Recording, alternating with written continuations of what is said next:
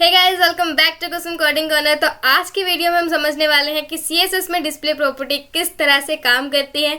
Mainly हमारे पास 4 तरह की डिस्प्ले प्रॉपर्टी होती हैं, इनलाइन, ब्लॉक, फ्लेक्स और ग्रिड। इन चारों को हम डिस्कस करेंगे। इस वीडियो में हम डिस्कस करने वाले हैं कि इनलाइन और ब्लॉक प्रॉपर्टी किस तरह से काम करती है और कुछ एलिमेंट्स का हम बाय डिफॉल्ट बिहेवियर जो होता है उसे समझेंगे और उसे किस तरह से चेंज कर सकते हैं डिस्प्ले प्रॉपर्टी का यूज करके, उसे अंडरस्टैंड करेंगे। इसे हम एक एग्जाम्पल के साथ समझेंगे। सबसे पहले हम क्या करेंगे, HTML की बॉलर प्लेट को इंसर्ट कर लेंगे कुछ ऐसे। हम अपने डॉक्यूमेंट का नाम रख रहे हैं जो हम इस वीडियो में डिस्कस करने वाले हैं।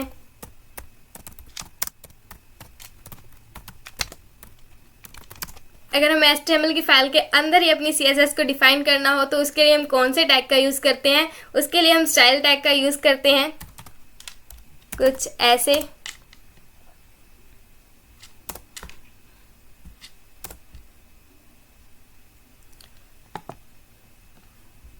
हम यहाँ पर इसकी आउटपुट भी साथ ही में शो करवाएंगे सो दैट हमें पता लगता रहे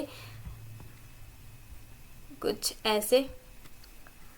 सबसे पहले हम एलिमेंट्स के डिफॉल्ट बिहेवियर को समझेंगे। सबसे पहले हम स्पैन टैग का यूज करके इनलाइन डिफॉल्ट बिहेवियर को समझेंगे। सपोज दैट हम इसमें कुछ टैग्स दे देते हैं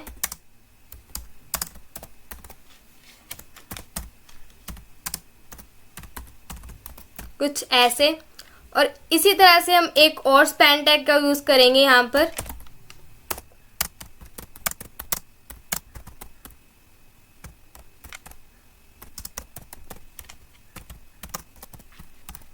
कुछ ऐसे। तो यहाँ पर आप देख सकते हैं इसी को कहते हैं हम इनलाइन बिहेवियर। जो यहाँ पर आप देख सकते हैं हमने 2 स्पैन टैग का यूज किया है। हमने दोनों स्पैन टैग को अलग अलग लाइंस में भी यूज किया है। इसी को हम इनलाइन बिहेवियर कहते हैं। जैसे कि आप आउटपुट में देख रहे होंगे कि हमारे एक लाइन के बाद ही साथ ही में दूसरी लाइन हमारी स्टार्ट हो गई है, तो उसे हम इनलाइन बिहेवियर कहते हैं। बेसिकली इनलाइन बिहेवियर हम ऐसे याद रख सकते हैं, इनलाइन अपने नाम से ही बहुत अच्छे से क्लियर होता है। इनलाइन मतलब एक ही लाइन में आना। अब हम डिव के डिफॉल्ट बिहेवियर को समझेंगे।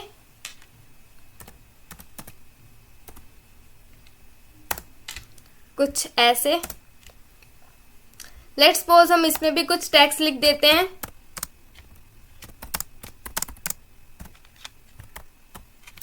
कुछ ऐसे। हमने कुछ रैंडम टेक्स्ट लिख दिया है।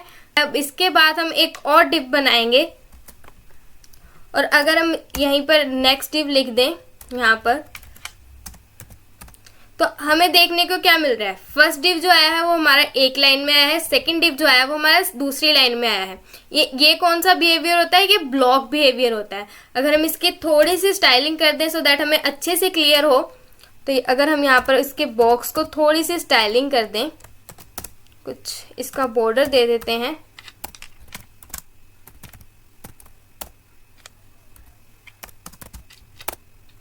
कुछ ऐसा सा हमने यहाँ पर बॉर्डर दे दिया है। यहाँ पर हम देख सकते हैं कि डिव का बाय डिफॉल्ट बिहेवियर कौन सा है, इसे हम ब्लॉक बिहेवियर कहते हैं, जो एक के बाद एक नहीं आता, अगली लाइन में एक आता है। यहाँ पर हम देख सकते हैं कि डिव का जो बाय डिफॉल्ट बिहेवियर है वो कौन सा है, ब्लॉक। और स्पैम का बाय डिफॉल्ट बिहेवियर कौन सा है, इनलाइन। अगर हमें जो डिव है उसे इनलाइन करना है, हम नहीं चाहते कि वो अगली लाइन में आए, हम चाहते हैं कि उसके साथ ही में आए। सो दैट हमें क्या करना होगा, हम यहाँ पर डिस्प्ले इनलाइन का यूज करेंगे। तो यहाँ पे आप देख सकते हैं अब हमें एक ही लाइन में देखने को मिल रहा है। इनलाइन को हम ऐसे समझ सकते हैं कि एक ही लाइन में जो आता है उसे हम इनलाइन प्रॉपर्टी कहते हैं। हमने यहाँ पर बॉक्स के ऊपर इनलाइन प्रॉपर्टी का यूज किया तो ये क्या हुआ, एक ही लाइन में आ गया सारा टेक्स्ट। अगर हम अपने डिव को यहाँ पर कुछ मार्जिन और कुछ पैडिंग देंगे, फिर देखते हैं इसका क्या रिएक्शन होता है। अगर हमने यहाँ पर कुछ मार्जिन दिया, लेट्स सपोज मैंने यहाँ पर 4 पिक्सल का कुछ मार्जिन दे दिया कुछ ऐसे, तो यहाँ से ये मार्जिन आ गया। अगर मैं इसको यहाँ पर पैडिंग दे देती हूँ, लेट्स सपोज यहाँ पर हमने पैडिंग दे दी है 45 पिक्सल की, तो हमें ये कुछ ऐसे देखने को मिल रहा है। इनलाइन प्रॉपर्टी में क्या होता है कि जो उसकी एलिमेंट की रिक्वायर्ड स्पेस है वो उतनी ही लेती है, वो मार्जिन भी नहीं लेती, वो पैडिंग भी नहीं लेती। टॉप से वो मार्जिन और पैडिंग नहीं लेती। अगर हम चाहते हैं कि ये टॉप से मार्जिन और पैडिंग ले, हमें तो चाहिए यहाँ पर, तो हम उसके लिए क्या करेंगे, हम यहाँ पर उसे इनलाइन ब्लॉक कर देंगे सो दैट ये हमारा इनलाइन ब्लॉक हो गया। तो और वो खुद ही उसने मार्जिन भी ले लिया, उसने पैडिंग भी ले ली। अगर आप यहाँ पर नोट्स में देखें तो यहाँ पर मैंने साफ साफ लिखा हुआ है takes only the space required by the element. जो उसके एलिमेंट को रिक्वायर्ड है वो उतनी ही स्पेस लेती है और वो टॉप से मार्जिन और पैडिंग नहीं लेती, इनलाइन प्रॉपर्टी। और ब्लॉक प्रॉपर्टी क्या करती है, takes full space available in the width, जितनी उसकी विड्थ में अवेलेबल है वो पूरी की पूरी स्पेस लेती है। और हमने इनलाइन प्रॉपर्टी को यहाँ से समझ लिया है, सिमिलर होती है, इनलाइन से ही सिमिलर होती है। बस इसमें क्या डिफरेंस होता है कि हम इसमें मार्जिन और पैडिंग दे सकते हैं। हमने यहाँ पर देकर देखी है। अगर हम यहाँ पर ब्लॉक की प्रॉपर्टी ना दें तो ये हमें कुछ ऐसा देखने को मिल रहा है। अगर यहाँ पर हम ब्लॉक लिख दें, इनलाइन ब्लॉक लिख दें, तो ये हमें कुछ ऐसा देखने को मिलेगा कि अगर हम इनलाइन में बेसिकली इतना ही है कि इनलाइन में हम मार्जिन और पैडिंग का यूज नहीं कर सकते। अगर हम इनलाइन ब्लॉक देते हैं तो उसमें हम मार्जिन और पैडिंग का यूज कर सकते हैं। यहाँ तक हमने क्या पढ़ा है, इनलाइन के बारे में पढ़ लिया है, इनलाइन कैसे होता है, उसे कैसे यूज कर सकते हैं। हमने ब्लॉक प्रॉपर्टी के बारे में पढ़ लिया है कि ब्लॉक को हम कैसे यूज कर सकते हैं, ब्लॉक प्रॉपर्टी होती क्या है, डिव का जो बाय डिफॉल्ट बिहेवियर होता है वो ब्लॉक होता है, जो स्पैम है उसका बाय डिफॉल्ट बिहेवियर क्या होता है, उसका बाय डिफॉल्ट बिहेवियर इनलाइन होता है। अब हम देखेंगे कि नॉन प्रॉपर्टी क्या होती है। अगर हम डिस्प्ले नन कर दे तो क्या होगा, अगर हम यहाँ पर इसका डिस्प्ले जो है वो नन कर दें तो हमें ये देखने को ही नहीं मिलेगा। जिसको हमने बॉक्स की वहां पर दी होगी तो वो हमें देखने को नहीं मिलेगा। लेट्स सपोज हम इसे बॉक्स 1 क्लास दे देते हैं और इसे भी लिख देते हैं यहाँ पर बॉक्स 1, और नेक्स्ट को भी हम यूज करेंगे ऐसे ही कुछ, यहाँ पर हम लिख देंगे कुछ ऐसे और इसे हम कर देंगे कुछ ऐसे। इसमें से हम डिस्प्ले नन को गायब कर देंगे, इसमें से हम डिस्प्ले नन को गायब कर देंगे कुछ ऐसे। तो हमें क्या देखने को मिल रहा है, हमें जो बॉक्स 1 है वही देखने को मिल रहा है। जो बॉक्स हमारा ऐसे ही है, इसे हम बॉक्स 2 लिख देते हैं। लेट्स सपोज हम इसे बॉक्स 2 लिख देते हैं ताकि हमें क्लियर हो जाए अच्छे से। अब हमें देखने को क्या मिल रहा है, हमने बॉक्स 2 को प्रॉपर्टी दी थी डिस्प्ले नन की, तो हमें बॉक्स 2 नहीं दिख रहा। नन मतलब नहीं दिखना चाहिए, डिस्प्ले ही नहीं होना चाहिए, उसे कहते हैं हम डिस्प्ले नन। तो अगर आप ध्यान से यहाँ पर देखें तो बॉक्स 2 को हमने कौन सी प्रॉपर्टी दी है, डिस्प्ले नन, तो वो डिस्प्ले नन हो गया।